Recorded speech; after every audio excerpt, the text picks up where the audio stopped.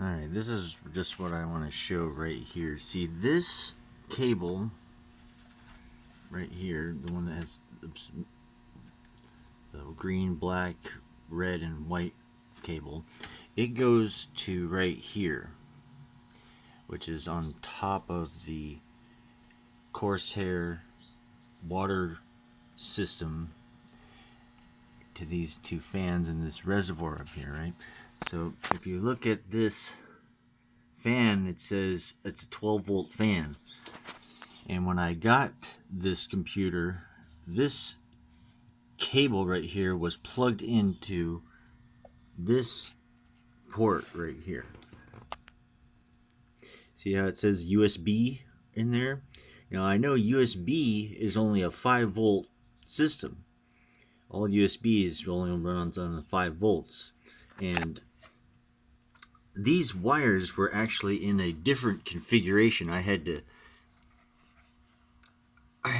take them out of this thing and rearrange them to be able to fit right here.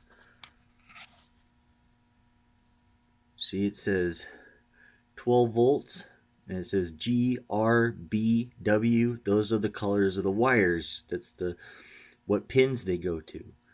And the configuration for this USB port was different, so I had to take the wires out of this cable and rearrange them how it says right here. And once I did that and plug this into the 12-volt port and fired it up, I'm going to put my graphics card back and then I'll fire it up. Okay, now that my graphics card is back in place, so that wire was plugged in underneath it, so I had to remove it to show that. But so now when I turn on the computer, there's a light. That light was not coming on before, that Corsair light that's on the CPU. And the fans up here were not spinning before either.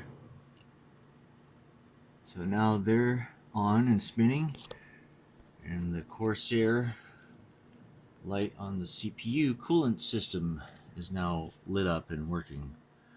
So before that was dark, that didn't light up, and the fans were not coming on. Like the whole thing was acting dead before when it was plugged into front USB and not the 12-volt supply port on the main board. And I had to rearrange the wire. I had to first identify that it was not working, then take the plug out of the USB port, rearrange the wires to the color coordination for that 12-volt pin port, and plugged it in there. And now I feel much safer that the CPU coolant system now has its operating power.